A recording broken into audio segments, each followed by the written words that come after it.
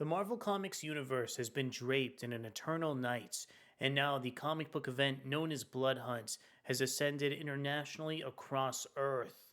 Now it's up for some of our heroes like the Amazing Spider-Man to respond in the pages of his most recent issue. My name is Ariko Braddock, and today, let's go ahead and explore how a vampire outbreak is affecting some of the villains in Peter Parker's vast supporting cast of characters over in Amazing Spider-Man Chapter 49. But before we get deeper into the video, I want to encourage you to consider subscribing to the channel and hitting the like button over on our video.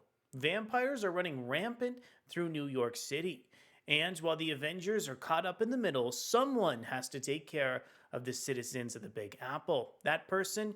Yep, Spider-Man. But if only it were that simple, things never are, and the issue leads directly into Spider-Man's larger role in the Blood Hunt. So Amazing Spider-Man 49 is still written over from Zeb Wells, featuring artwork from John Romita Jr. We have inks from Scott Hanna, colors from Marcio Menyz, and letters coming in over from VC's Joe Caramagna.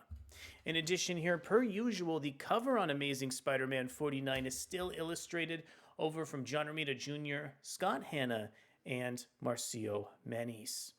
Really think this is an interesting image showing Spider-Man caught up in a moment of distress here caused directly by the vampires really disseminating over in the Blood Hunt story.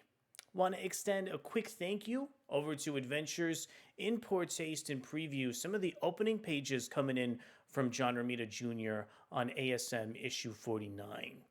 I really found that John Romita Jr. did a wonderful job alongside some of the colors from Marcio Menyz in creating just so much interesting negative space draped in shadow.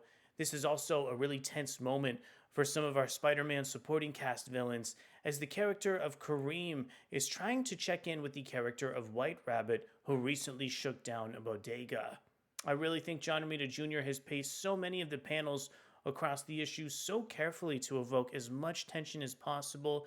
Just like in some previous issues of Spider-Man, Zeb Wells does such a good job building up the tension until the character of Whiterabbit is finally revealed later on in the comic book issue.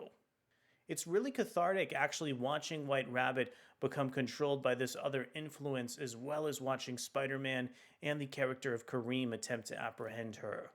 Also, this element of turning the character of Whiterabbit into a vampire opens up this really interesting sense of dark irony that author Zeb Wells has used throughout his Amazing Spider-Man run, really extending towards elements like rec rap over in the narrative as well. Also, I just want to take a few moments and say this page is paced really beautifully over from John Romita Jr. as well as Zeb Wells scripting here.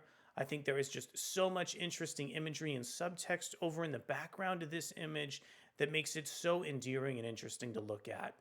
I really think Amazing Spider-Man 49 uses some of the limited skill set of John Romita Jr. to its greatest advantage over the course of the issue as well.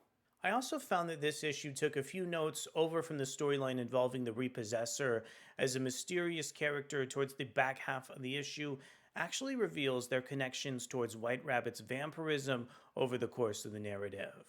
Watching Spider-Man get more invested in this individual was actually fairly heartwarming, as his tragic story recalls why some of the elements in the issue appear in the way that they do. Amazing Spider-Man also utilizes the character of Kareem in a super interesting context towards the second half, inverting some of our pre-established plot elements in the first half of the narrative as well. Finally, I also found that in the second half of Amazing Spider-Man 49, there was a really interesting reveal of a villainous character who's been surfacing in the background as so many previous Spider-Man issues. I find it really interesting that this character is being introduced when the Amazing Spider-Man is in such a hefty time of chaos here.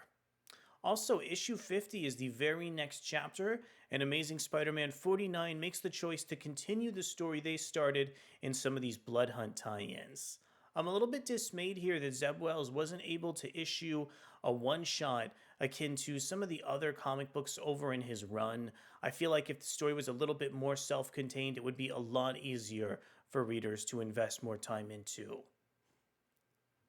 So at the end of the day, I really find that Amazing Spider-Man issue 49 is a really solid chapter of the comic book series, doing a wonderful job fleshing out the supporting cast of characters in some interesting directions.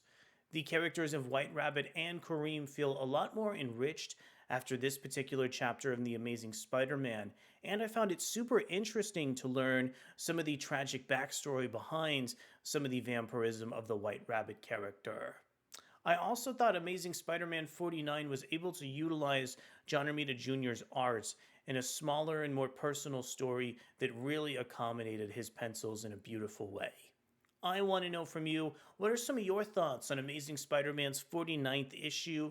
Did you like this really slow and quiet comic book fleshing out the supporting cast? What do you think that Zeb Wells and some of the other members of the creative team have in store for Amazing Spider Man issue 50? Let me know down in the comments below.